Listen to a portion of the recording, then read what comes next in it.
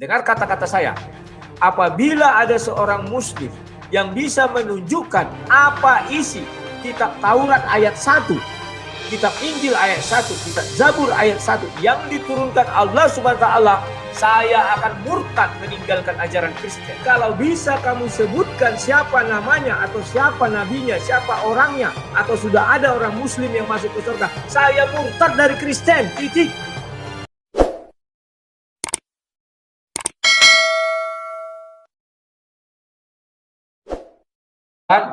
Kita lanjut lagi pertanyaan si Abednego tadi. Ya, bahwa ingat jalan ke surga itu ada dua. Pertama lewat jalur agama, harus bisa kami melebihi hidup keagamaan orang Yahudi. Dan kami sanggup, tidak sanggup, ya kan? Karena orang Yahudi itu hidup di bawah hukum Taurat. Ada kuk dia dikasih pundaknya dan dia hidup di bawah hukum sunat. Kalau kami tidak, ya. Tetapi kami karena kasih karunia Tuhanlah kami bisa sampai ke surga. Nah, apakah betul yang kamu katakan itu sang debater, ya? Apakah betul bahwa sudah ada orang Kristen, ya, yang diakui oleh Yesus, ya? Saya buka 2 Korintus 12 ayat 2. Saya bacakan aja. Tadi sudah saya matikan tadi, ya. 2 Korintus 12 ayat 2. Aku tahu tentang seorang Kristen 14 tahun yang lampau, entah di dalam tubuh aku tidak tahu, entah di luar tubuh aku tidak tahu. Allah mengetahuinya. Orang itu tiba-tiba diangkat ke langit, ke tingkat yang ketiga dari sorga. Ya. Artinya, Yesus sudah melihat di sorga tingkat yang ketiga itu adalah Firdaus. Surga tingkat pertama itu adalah kerajaan sorga, Buckingham. Surga tingkat kedua Taman Eden, ketiga itu Firdaus. Atau Liverpool sama Manchester, itu maksudnya. Nah, di sorga yang ketiga sudah ada wakil Kristen. Artinya Tuhan melihat, wah sudah ada orang Kristen di sini. Kan demikian. Ayat Alkitab itu pedoman hidup kami. Pertanyaan saya, mengapa di Al-Quran tidak ada dijelaskan satupun orang Islam yang sudah sampai ke sorga? Padahal pemilik sorga itu adalah Allah Subhanahu wa taala. Mengapa belum ada satu orang Islam pun yang sudah sampai ke sorga? Nah, ini yang paling saya bilang, di dalam Kristen ada kepastian, ada kebenaran. Kalau dia tidak benar, tentu dia tidak sampai ke sorga.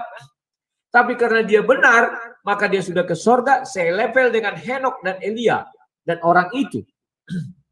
Kami berbangga. Andai kata semua manusia dimusnahkan, habis semua, berat habis semua. Apakah ada orang Kristen di surga? Sudah ada satu orang, geng. Peralihan Yahudi ada, Elia. Agama Yahudi. Agama sebelum Yahudi ada, Henok. Ada. Kalau disupanjang dari situ, dua agama sudah ada. Kalau Henok kan waktu itu belum ada agama. Sudah ada 3 di surga. Sekarang dari Islam siapa?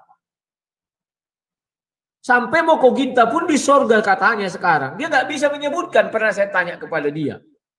Itu yang bisa saya jawab. Silakan. Oke, nah silakan. Tadi saya ingin menanggapi sedikit ya tentang jawaban yang Bro sampaikan. Jadi ketika orang Yahudi itu ingin masuk surga, maka haruslah kehidupan beragamaannya itu lebih dari orang Farisi atau ahli Taurat. Sedangkan orang di luar dari Yahudi atau biasa kita sebut goyim itu hanya percaya hanya karena kasih karunia, dengan mulutmu percaya bahwa Tuhan Yesus Kristus itu Tuhan dan dia mati lalu dibangkitkan oleh Allah. Nah, jadi di sini ada sebuah ketidakadilan ya, tidak ada equality-nya. Karena apa? Ketika Yahudi ingin masuk surga, maka dia harus mengupayakan segala effort, yaitu dia hidup beragamanya harus lebih baik. Tetapi ketika orang Kristen, ketika dia hendak masuk surga, dia hanya bercakap dengan mulutnya dan percaya. Nah, di sini tidak ada yang namanya keequalan, kesamaan ya. Artinya Tuhan Bro ini tidak maha adil. Logiknya gitu. Nah, tadi Bro mencoba menanggapi buku Michael Ehad. Coba dibaca kenapa menaruh Nabi Muhammad di posisi pertama. Itu alasannya bla bla bla. Kenapa Yesus 3 judulnya 100 orang yang paling berpengaruh pada dunia ini. Nah, yang menarik tadi brother mengutip nas di dalam 2 Korintus pasal 12 ayat 2. Aku tahu tentang seorang Kristen 14 tahun yang lampau, entah di dalam tubuh aku tidak tahu, entah di luar tubuh aku tidak tahu, Allah yang mengetahuinya. 14 tahun yang lampau emang udah ada Kristen, brother. Kristen baru ada di dalam kisah para rasul 11 kalau saya tidak salah. Ketika Paulus bersama Barnabas mengabarkan Yesus, maka orang itu disebut Kristen. Ayat ini sungguh rancau. Di sini ditulis masa lampau. Waduh, ini blunder ya ketika mengutip nas ini. Nah, lalu pertanyaan brother tentang apakah udah ada wakil Islam di dalam sorga. Ya, kami percaya, kami mengimani di dalam agama kami bahwa nabi-nabi yang diutus itu satu jalan, satu rantai mata, yaitu dinul Islam. Yang dimana dinul Islam itu baru dilegitimasi oleh Rasulullah. Tetapi praeksistensinya itu sudah ada, yaitu Islam artinya selamat, atau pengikutnya disebut Muslim, orang yang tunduk dan patuh. Abraham bertunduk dan patuh kepada Allah. Allah Elohi, Abutahi Elohi Abraham, Elohi Yitzhak, Elohi Yahub, Asani, Elohi Bledordor. Bahwa Abraham ini lo tahu nggak Abraham ini nyembah Tuhannya. Jadi lo juga harus nyembah Tuhan nenek moyang Abraham, Tuhan nenek moyang Ishak dan Yakub, Tuhan yang satu, atau Elohim Ehad. Keluaran 3 ayat 15. Musa pun juga tunduk dan patuh akan perintah Tuhan. Musa Muslim. Musa itu Muslim. Musa juga mengajarkan tentang monoteisme Tuhan, tauhid, di mana di dalam Ulangan 6 ayat 4 Musa berkata, Shema Yisrael, Adonai Elohenu, Adonai Ehad.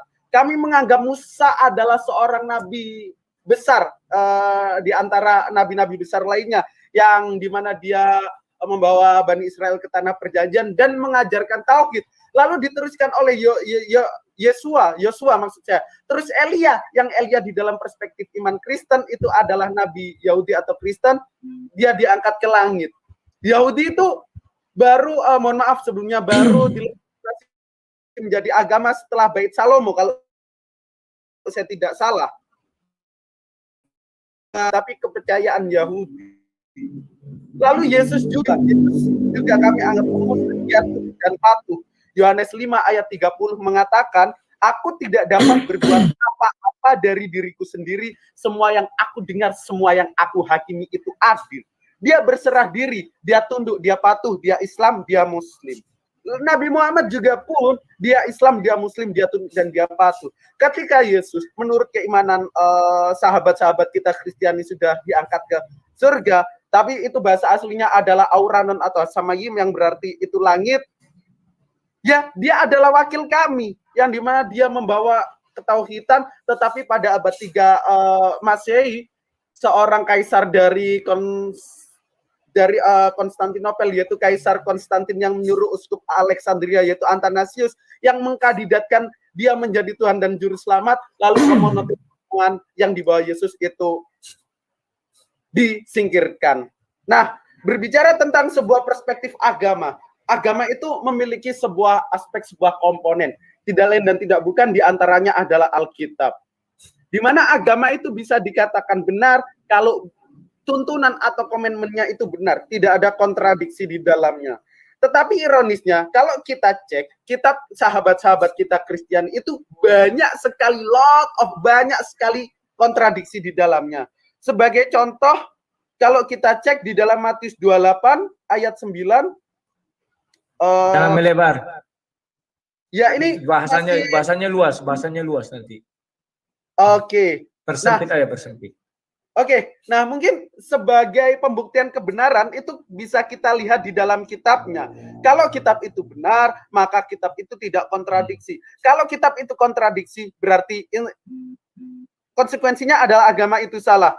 Seperti halnya di dalam Matius 27 ayat 9, ini penulis Matius yang konon menurut kepercayaan sahabat-sahabat kita Kristiani diilhami oleh Roh Kudus melakukan sebuah salah kutip. Di mana Matius 7 ayat 9, penulis Matius mengatakan, dengan demikianlah genaplah firman yang disampaikan oleh Nabi Yeremia, mereka menerima 30 uang perak, yaitu harga yang ditetapkan untuk seorang menurut penilaian yang berlaku di antara orang Israel. According to penulis Matius, menurut penulis Matius, firman ini disampaikan oleh Yeremia. Tapi kalau kita cross-check di dalam perjanjian lama, firman itu disampaikan oleh Nabi Zakaria, termaktub di dalam kitab Zakaria pasal 11 ayat 12. Nah, ini kok bisa? Penulis Matius ini salah kutip yang konon diilhami Roh Kudus, dan itu juga merupakan aspek sebagai pembuktian kebenaran. Silakan, brother. Oke, ini sudah meluas sekali ya. dari yang itu sampai itu. Oke. Kalau dibilang percaya saja masuk surga, mana ada Yesus yang bilang begitu, percaya saja masuk surga. Kasih karunia itu Yesus sendiri yang menentukan, bukan kami. Maka umat muslim mencoba seperti Yahudi. Itu bersumber kepada Matius 5 ayat 20 tadi. Apalah kelakuan Yahudi yang tidak dilakukan oleh umat muslim? Contoh mulai dari sunat, berpuasa, semuanya. Dan lain-lain, baca kitab suci. Yahudi juga melakukan itu. Di tikungan-tikungan jalan berteriak-teriak, ya kan? Nggak ada waktu itu speaker. Kalau ada Pak Yahudi juga pakai speaker. Ya kawan-kawannya. Nah, apa yang kalian tunjukkan sekarang ini sudah ada zaman Yahudi. Ya, bukan itu baru, itu udah hal lama. Ya. Dan faktanya apa? Apakah amal baik kalian bisa membawa kalian ke surga? Buktinya, kalau kalian amal baik kalian bisa membawa ke surga, pasti ada orang yang suci, di mana amalannya lebih banyak daripada dosanya. Tapi faktanya, tidak satupun orang muslim yang suci. Semua mati. Kalau ditinjau dari agama kami, upah dosa adalah maut. Kalau berdosa mati, itu kebenaran. Jadi kalau nggak berdosa, masuk langsung ke surga, nggak mengalami mati. Itulah Henok dan Elia, dia tidak mengalami mati. Dia langsung dibawa ke surga. Itulah sebuah kebenaran. Kalau dikatakan semua yang berjiwa pasti mati, apa iya demikian? Kenapa dia mati? Kalau kami jelas dikatakan karena si Adam dan Hawa sudah memakan buah itu. Kalau kalian kenapa? Apakah karena si Adam dan Hawa memakan buah itu? Ya, buah kuldi dimakannya. Akhirnya dia dibuang dari surga, tetapi dia kan bertobat. Artinya dia sudah suci. Kalau suci kenapa diusir dari surga? Artinya tidak ada pengampunan di situ untuk tetap tinggal di surga. Nggak ada. Kalau kami jelas, Adam dan Hawa memang dikutuk dia sehingga dia mati, sehingga kami mati karena dosa. Jadi kalau ada orang Kristen mengatakan dia suci, nggak ada itu, nggak ada. Nggak ada amal kebaikannya lebih besar daripada perbuatan dosanya, nggak ada itu. Kalau dia memang betul perbuatan baiknya lebih banyak dari dosanya, sudah terangkat dia ke surga. Kemudian mengenai Musa, disinilah harus jeli orang Muslim. Allah SWT sendiri yang berfirman dalam Al-Quran, ya. Tadi kamu sudah membuat surah Ali Imran ayat-ayatnya berapa nih? 85 ya. Dan barang siapa mencari agama selain Islam, dia tidak akan diterima. Dan di akhirat dia termasuk orang yang rugi. Kamu tahu apa syarat menjadi Islam? Harus mengucap 2 kalimat syahadat. Tidak ada di luar itu, tidak ada. Kalimat syahadat itu atas nama siapa? Atas nama siapa? Allah SWT dan Nabi Muhammad. Apakah Musa mengucap 2 kalimat syahadat? Tidak. Dan Musa diakui Allah SWT, diberikan kitab suci. Kitab suci apa? Taurat. Untuk siapa? Untuk Yahudi. Nabi Isa diberi kitab suci. Kitab suci apa? Injil. Untuk siapa? Nasrani. Artinya Allah SWT juga yang menurunkan kitab suci Taurat dan agamanya sekalian, yakni Yahudi. Allah SWT yang memberi kitab Injil dan agamanya sekalian, yakni Nasrani. Lantas, jikalau dasarmu Ali Imran 85, maka seluruh nabi sebelum Nabi Muhammad tidak akan masuk surga. Kamu hanya membilang tafsir, arti kata Islam berserah diri. Saya juga berserah diri. Apakah saya Islam? Nggak bisa. Saya belum mengucapkan 2 kalimat syahadat, saya tidak bisa dikatakan Islam. Dan apakah ada Musa menyetarakan diri dengan Tuhan? Tidak ada juga. Musa tidak pernah mengatakan, kau kalau mau mengikut Tuhanku harus mengucap 2 kalimat syahadat atas namaku. Nggak ada itu, nggak ada. Kau cari dimanapun nggak ada. Ya, jadi itu nanti lama-lama hanya klaim-klaim sepihak aja. Siapa lagi nih ada orang menelpon? Biar saja dulu kan ya. Nah, sekarang kita lanjut lagi. Rasul Paulus mengatakan 14 tahun yang lalu. Oh, kamu bilang, wah 14 tahun lalu kamu belum ada. Loh, coba kamu hitung.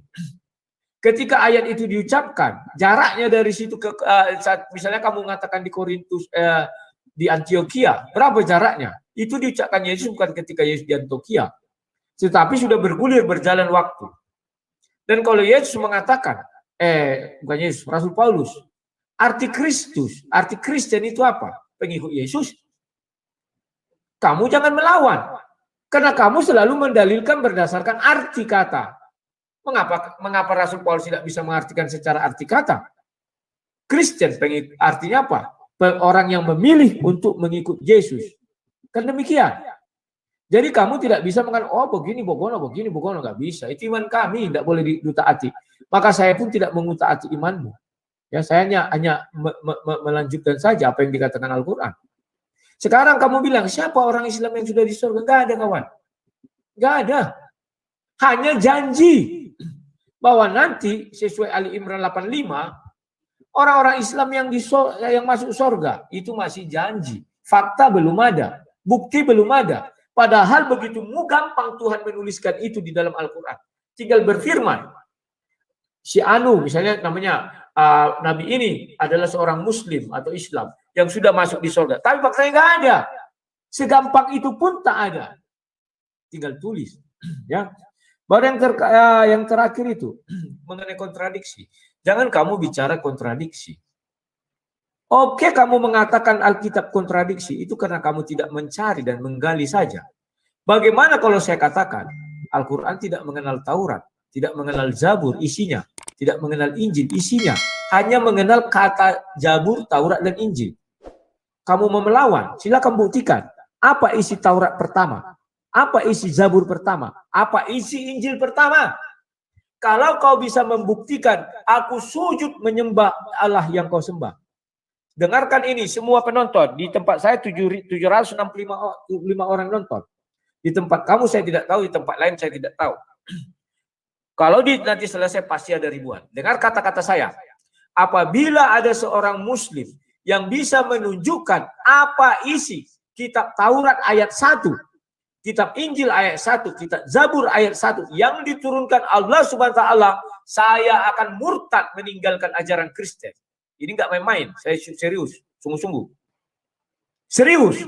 Daripada saya bilang, oh ini bertentangan, nggak ada, karena akan menangkan. Sekalipun saya tahu banyak itu misalnya ini kontradiksi, apalagi hanya bicara iblis saja ada banyak kontradiksi. Ya. Jadi itu cara memandangnya. Kita fokuskan saja, jangan nanti kontradiksi, habis itu nanti lari ke sana jadi luas sekali. Oke, silakan. Oke, thank you. Nah, tadi Bro mengatakan bahwa Musa itu tidak Islam karena Musa tidak mengucapkan 2 kalimat syahadat. Nabi ketika diutus oleh Allah Ta'ala itu mempunyai syariat-syariat tersendiri. Nah, di dalam sebuah hadis dinarasikan, misal Musa sholatnya itu lebih. Karena Nabi Muhammad itu mengutus sholat hanya 5. Nabi Muhammad berkata, "Shollu kama ra'aitumuni sholli," sholatlah kamu seperti melihat aku sholat. Sedangkan syariat-syariat yang dibawa Nabi terdahulu itu seperti itu. Misal Yesus puasa 40 hari 40 malam. Sedangkan kami Muslim, kami dikurangi. Kami hanya puasa 30 hari 30 malam. Dan itu syariat-syariat tersendiri. Tetapi rantai yang sama. Qul ya ahlal kitabi ta'alau ila kalimatin sawa'im bainana wa bainakum alla na'budu illallah. Katakanlah, wahai ahli kitab, marilah kita berpegang teguh dalam agamamu, yang dimana kita tidak ada perselisihan di dalamnya, bahwa kita tidak menyembah melainkan kepada Allah saja. Jadi kita disuruh untuk mengerjakan sesuatu yang sama, yang paling fundamentalis, yang rububiyah, yaitu menyembah kepada Allah, Tuhan pencipta langit dan bumi dan seluruh isi-isinya. Lillahi ma fis samawati wa ma fil ard. Jadi itu hanya tentang syariat. Tetapi tentang hal yang fundamental tidak pernah diingkari. Itu kalau saya tidak salah Ali Imran ayat 64. Nah, brother menanyakan, di mana orang Islam sudah masuk surga? Pertanyaan saya, siapa orang Kristen yang sudah masuk surga? Kan itu hanya klaim. Paulus tidak pernah ketemu Yesus. Ketemuannya itu bisa dikatakan dalam tanda kutip berbohong. Karena di dalam kesaksian ini Paulus mengatakan, saya melihat tapi saya tidak mendengar. Lalu di kesaksian yang lain, saya tidak melihat tapi saya mendengar. Kisah yang sama diceritakan 2 kali, tetapi cerita yang keluar dari mulut si Saulus itu berbeda. Dan kita juga tahu buah-buah yang dihasilkan Paulus, karena Yesus mengatakan, kamu dikenali dengan dari buahnya lah kamu dikenali. Saul Tarsus mengatakan di dalam Filipi 1 ayat 18, kamu mengabarkan Kristus dengan cara suka maupun dusta, aku tetap bahagia. Ketika Saul Tarsus menyuruh pengikutnya untuk mengabarkan Kristus, walaupun Kristus dikabarkan dengan dusta, si Saul Tarsus itu tetap bahagia.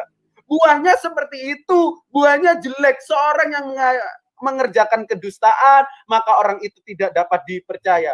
Sedangkan Nabi Muhammad mendapat gelar Al-Amin, bahkan musuhnya saja mengakui dia sebagai Al-Amin, orang yang dapat dipercaya, sidik, amanah, tablik, fatonah, dia benar, dia menyampaikan, dia cerdas. Sedangkan Saul Tarsus dinarasikan lagi di dalam Roma 3 ayat 7, sebab karena kedustaanku, maka Allah semakin mulia. Jadi ketika Paulus ini berdusta, maka Allahnya akan semakin mulia. 1 Korintus pasal 9, kamu mengabarkan Kristus dengan cara bunglon. Ketika kamu mengabarkan Yesus ke orang Yahudi, maka berlagaklah seperti orang Yahudi. Ketika kamu mengabarkan Yesus kepada seorang penyembah berhala, maka kamu berlagaklah seperti seorang penyembah berhala. Ini adalah sifat bunglon. Kembali lagi dengan perkataan Yesus, jika Kristen diartikan sebagai pengikut Kristus, saya lebih Kristen daripada teman-teman. Kristus mengatakan jika iya hendaklah katakan ya, jika tidak hendaklah katakan tidak, sebab di luar daripada itu berasal dari si jahat. Tapi Paulus mengingkarinya. Itu fakta yang dinarasikan di dalam surat-suratnya. Nah, itu dia. Kembali lagi ke tema kita malam hari ini. Mana bukti orang Kristen sudah di sorga? Kan itu hanya klaim. Tentang Yahudi. Yahudi itu bukan agama. Yahudi diambil dari kata Yehuda. Itu dalam Muslim. Terus Nasrani itu orang Nazaret. Yang dimana Yesus itu selama 3 tahun setengah itu berada di Nazaret. Nah, pembuktian lagi, jika agama itu dikatakan benar, maka kitab yang dimana kitab itu menuntut atau mengget umatnya itu harus benar. Sedangkan di dalam Bible itu banyak sekali kontradiksi, tapi Brother Rudy tidak mau menyinggung. Entahlah, silakan. Oke, terima kasih. Saya udah panjang sekali bahasannya. Oke. Kalau kamu bilang tidak ada orang Kristen masuk ke surga, itu hanya hayalan atau pendapat. Tertulis di dalam Bible. Kau tidak bisa apa-apa. Oke, kamu carikan di Al-Quran dikatakan orang Islam masuk ke surga, tidak akan saya bantah. Kalau bisa kamu sebutkan siapa namanya atau siapa nabinya, siapa orangnya, atau sudah ada orang Muslim yang masuk ke surga, saya murtad dari Kristen, titik. Disaksikan oleh 867 orang di channel saya dan ribuan orang setelah ini. Puluhan ribu mungkin setelah habis ini. Dengarkan saya. Jikalau ada orang Islam yang sudah ke surga, sudah diam di dalam surga masuk, saya dan tertulis di Al-Quran, saya akan murtad. Kalau di Kristen ada, sudah saya buka ayatnya. Kamu tidak boleh bantah. Tidak boleh katakan, wah itu Allah ini, itu sudah tertulis. Tidak bisa kau bantah apa-apa, itu iman kami. Paham ya? Nah, kemudian, siapa sebenarnya yang mendirikan sholat? Musa, oke, saya tahu waktu peristiwa Isra dan Mi'raj ketika Nabi Muhammad di Sidratul Muntaha ya. Di sana dia turun ke langit ke-6 di mana isi itu adalah Musa, langit ke-7 Ibrahim. Dia Nabi Muhammad bernegosiasi mengenai sholat. Datang Musa, saya 50 kali. Akhirnya mintalah, akhirnya dinego-nego sampai 5. Kamu tahu apakah Nabi Isa setelah Musa melakukan sholat 50 waktu? Beri kau bukti, hebat kau kalau bisa. Hebat kau. Sebagai bukti Nabi Isa itu adalah seorang Muslim. Tak usah pun kusebutkan mengucap 2 kalimat syahadat. Karena itu takkan ada dia menyebut atas nama Nabi Muhammad, tidak ada. Dan Nabi Musa atau Ibrahim atau Yakub atau siapapun tidak pernah mensejajarkan diri dengan Tuhan. Artinya, tanpa nama Nabi Yakub tidak ada orang menyembah Allah SWT. Tidak pernah itu. Hanya di zaman Nabi Muhammad lah tanpa menyebut nama Nabi Muhammad. Orang-orang sekarang tidak sah Islamnya. Tidak bisa menyembah Allah SWT. Tidak bisa. Paham ya? Kalau kau bilang bisa, sebutkan. Biar saya mengikut agamamu. Tetapi ingat, saya hanya mengucap, saya percaya kepada Allah SWT saja. Bisa enggak? Enggak bisa kawan. Karena itu adalah rukun Islam yang pertama, mengucap 2 kalimat syahadat. Musa tidak pernah mengucap 2 kalimat syahadat. Bagaimana prinsip kalimat syahadat? Dia harus bersyahadat atas nama Nabi sebelumnya. Siapa Nabi sebelum Musa? Siapa Nabi sebelum Isa? Siapa Nabi sebelum Nabi Muhammad? Apakah Nabi Muhammad mengucapkan 2 kalimat syahadat atas nama Isa? Di mana kamu bisa temukan itu? Saya nggak pernah dengar. Ya, saya tidak pernah mengarang. Kalau kamu bisa suguhkan, sudah saya bilang, hari ini saya tinggalkan Kristen, tidak main-main. Bukan karena bukan karena mobil, bukan karena uang, bukan karena wanita, tidak. Nah, kemudian Kamu bilang lihat dari buahnya. Terus kamu menuduh Rasul Paulus begini begono karena dustaku. Kamu tidak ngerti konteks ayat itu berbicara. Kalau mengenai dusta, Rasul Paulus banyak ini mengatakan di ayat. Misalnya ya, saya ambil satu ayat ya. Di Kolose 3 ayat 9, jangan lagi kamu saling mendustai. Dia melarang. Ya. Banyak lagi di sini kawan. Timotius, Ibrani, semua banyak di sini. Kau tinggal baca aja, ketika aja dusta maka muncul di situ larangan-larangan berdusta. Ya, satu Timotius banyak ini, tak apa-apa lagi. Kau bisa cari sendiri nanti. Kalau mengenai dusta, Paulus tidak pernah mengatakan apa namanya itu dusta itu membawa tidak ada. Memang dikatakan oleh karena dustaku, apakah aku semakin makmur ibaratnya? Tetapi karena apa kamu mau hukum aku? Kalau dia mau berdusta bisa. Itu menyinggung nabi-nabi yang datang sebelum rasul-rasul palsu yang sebelum Rasul Paulus datang. Baca ayat itu mengenai rasul palsu. Contoh, saya datang rasul asli. Sebelum saya datang rasul palsu. Maka saya datang rasul asli. Pernyataan rasul palsu berbeda dengan rasul asli. Maka orang menuduh saya berbohong, berdusta. Maka aku bilang, apakah karena dustaku maka Tuhan dipermuliakan? Paham enggak? Kamu baca ayat itu dengan baik, konteksnya apa? Ada rasul-rasul palsu yang datang lebih dahulu. Kemudian Rasul Paulus datang, dia dianggap pembohong. Karena tidak sama ajarannya dengan rasul-rasul yang pertama. Oke, sekarang kita lihat buah. Maaf ini. Kalau benar buah yang diberikan oleh Nabi, seperti yang kamu bilangkan, mengapa di Undang-Undang Indonesia dilarang menikahi anak di bawah umur 18 tahun? Padahal Indonesia mayoritas Muslim. Harusnya itu buah yang baik. Diizinkan menikahi anak di bawah umur misalnya 6 tahun dan ditiduri di bawah satu rumah umur 9 tahun. Kenapa itu dilarang? Di seluruh dunia dilarang itu. Itu sebuah buah loh itu. Kenapa dilarang? Kalau memang itu kau rasa yang paling hebat. Saya nggak tahu di mana kamu sehingga bisa mengatakan Rasul Paulus begini dan begitu. Kemudian Paulus tidak pernah bertemu Yesus. Siapa bilang? Wah, di satu sisi dia bilang melihat, di satu sisi dia bilang mendengar. Kamu baca baik-baik ayat itu, kamu akan tahu. Kenapa dia katakan melihat, kenapa dia katakan mendengar. Baca baik-baik ayat itu, Kisah Para Rasul 9 itu.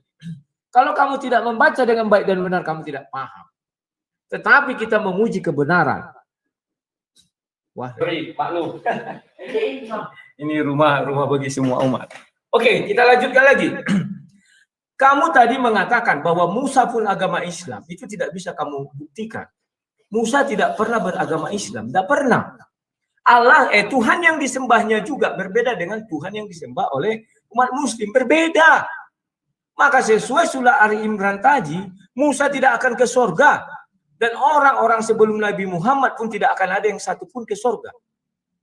Paham nggak di situ? Bahwa barang siapa mencari agama selain Islam, dia tidak akan diterima. Dan di akhirat dia termasuk orang yang rugi.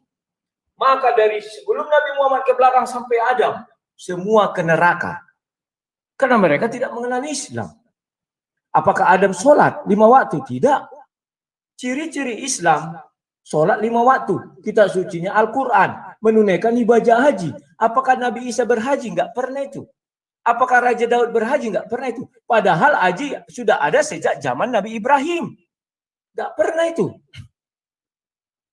Mereka berarti tidak Islam seperti yang kamu pikirkan. Tetapi kalau kamu bilang dari segi tata bahasa, kita tidak bicara tata bahasa. Kita bicara tentang apa? Tentang kebenaran agama, jalan menuju surga. Oke, silakan. Itu saja.